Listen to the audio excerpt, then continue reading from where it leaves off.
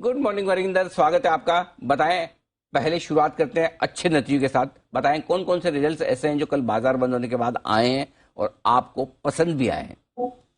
Sir बार बार बोल रहा हूँ, thank you so much. First of all के फाइनेंशियल्स के जो नंबर्स आ रहे हैं इस बार बहुत बहुत बहुत तोड़फोड़ आ रहे हैं।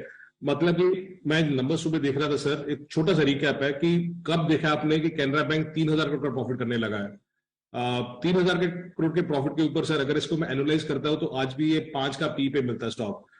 फेडरल बैंक 850 करोड़ का प्रॉफिट करने लगा है। करूर वैश्य बैंक 300 करोड़ का प्रॉफिट करने लगा है।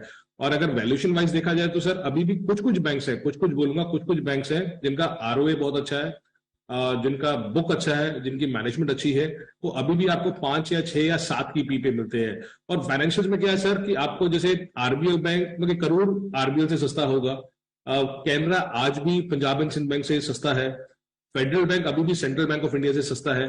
So you have to choose the stocks very very carefully. So कुछ कुछ स्टॉक्स है, yes there is a debate going on कि किस तरीके से डिपॉजिट ग्रोथ ऊपर जाएगा या नहीं जाएगा, कासा बढ़ेगा कि नहीं बढ़ेगा, क्या निम्स टॉप आउट हो चुके हैं कि नहीं हो चुके हैं इनमें। But having said that you have to give them the benefit जिस तरीके से उन लोगों ने परफॉर्म किए हैं। Financials are very very strong sir, कहीं से भी ICICI, Kotak, Federal, Karur, bank of India, कोई भी ले लीजिए, उनके नंबर्स बहुत शानदार आए थे। ये आज मेरे ख्याल में डाउनग्रेड आया है, आरबीएल बैंक के ऊपर आया है। बट अगर बड़े वाले बैंक्स देखा जाए तो बहुत अच्छे हैं। तो कैटेगरी में सर एक्सिस बैंक और पूना वाला फाइनेंस, ये दो बैंक से कैनरा बैंक कल आ गया था तो इसलिए उसकी बात नहीं कर रहा हूं मैं। बट अगर दो नतीजे जो बहुत अच्छे आए हैं वो एक्सिस बैंक और पूना वाला finance. Axis bank clearly sir NIMS में किसी भी बैंक के देखे sir, ICICI, Kotak, axis, Canara bank, आपको निम्स सबके ऑलमोस्ट ऑल टाइम हाई दिखेंगे, मतलब कि 20 क्वार्टर 30 क्वार्टर हाई दिखेंगे। So which is a great thing. Poona वाला finance at least they are walking the talk, जिस तरीके से वो बात कर रहे हैं। इसका जो मैनेजमेंट गाइडेंस है वो बहुत तकड़ा है सर। 30 to 35% ग्रोथ मैनेजमेंट बोल रहा है कि एसेट्स अंडर मैनेजमेंट मेरे ग्रो करेंगे। और डिसबर्समेंट इसका सर 75% ग्रो हुआ है वाई एंड वाई। ऑफकोर्स छोटा बेस है बट फिर भी they are doing very very well in terms of asset quality under check, NIMs are under check 10.7% NIMs for Poona वाला फाइनेंस। सो ये दो बहुत अच्छे थे। और एक कैटेगरी सर जहां के नंबर्स बहुत अच्छे आए हैं और उसमें से कुछ स्टॉक्स महंगे हैं कुछ सस्ते हैं, वो है वो industrial slash cap goods.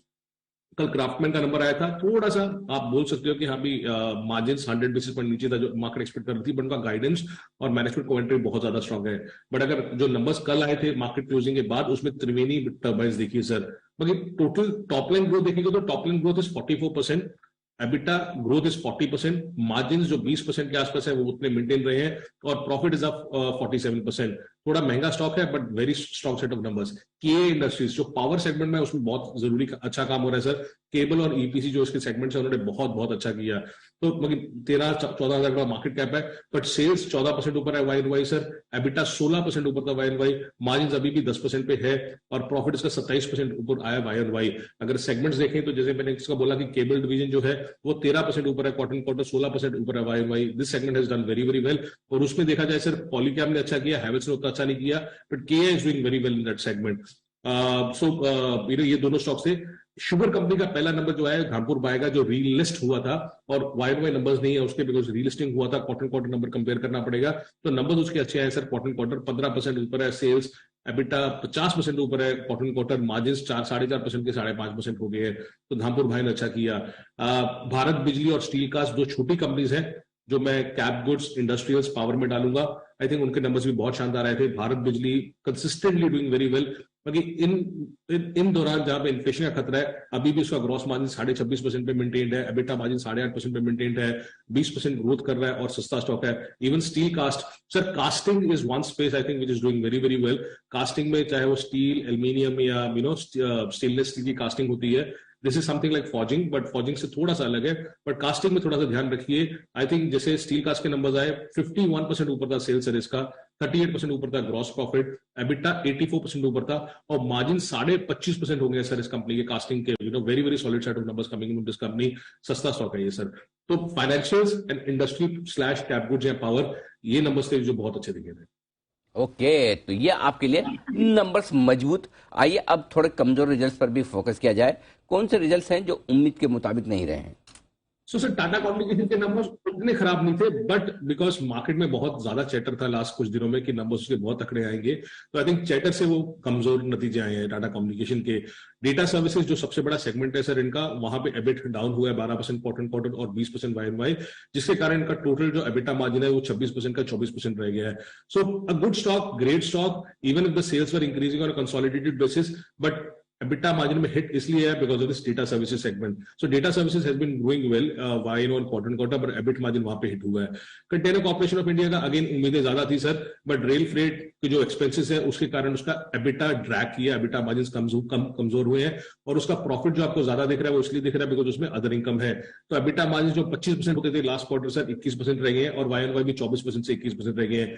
Zensar technologies में मिड कैप आईटी में बहुत इंटरेस्ट है sir. I think one segment which has been doing very well since last few weeks if I can say is clearly technology. तो number खराब भी आते हैं तो स्टॉक उतनी तरह गिरते नहीं है। हमने एलटीएम एंट्री के साथ देखा, हमने देखा कि अगर थोड़ा सा अच्छा नंबर आ जाता है तो किस तरीके से कोर जो पोजीशन भाग गया था। जेंसर के इशू क्या था कि उसका रेवेन्यू डी ग्रोथ आया है, क्वार्टर और वाई दोनों में डी ग्रोथ आया है, बट थोड़ा सा सस्ता स्टॉक है तो लोगों को बहुत पसंद है ये स्टॉक का। एक सर स्टॉक है राजरत्न के नंबर्स मार्केट हाउस में आ गए थे तो उसको मैं स्किप कर रहा हूं। पेपर में सर क्योंकि बहुत लोग चढ़े हुए हैं पेपर के ऊपर और बहुत लोगों को लगता है कि पेपर आगे जाके भी बहुत अच्छा होगा। एनआर अग्रवाल का पहला रिजल्ट आया पेपर सेगमेंट से, और वहां पे जो दिखने में आया कि उनका सेल्स डी ग्रोथ हो गया है। जो सेल्स उसका मेरे ख्याल में 25% डिक्लाइन हो गया क्वार्टर और ऑलमोस्ट 4% वाई हुआ है। लेकिन जो 500 करोड़ का सेल्स करता था 380 करोड़ का आ गया है। A lot of people are talking about कि how imports are increasing in terms of papers, तो इस पे थोड़ा सा कॉशियस रहना चाहिए। तो अगर सेल्स डी ग्रोथ आने लग जाता है कुछ कुछ कंपनीज का जो 30% मार्जिन बनाने लगी है जैसे जेके और वेस्ट कोस्ट पेपर, तो उस पर थोड़ा सा ध्यान देना चाहिए। Otherwise butterfly Gandhi, Sagar cements they mostly were in line results. तो ये है सारे के सारे आपके लिए कमजोर और उम्मीद के मुताबिक नतीजे, यानी कि लंबी लिस्ट है जो आपको वरिंदर ने विस्तार से बताई। बहुत बहुत धन्यवाद आपका। कल सुबह आपसे फिर होगी मुलाकात नतीजों के पूरे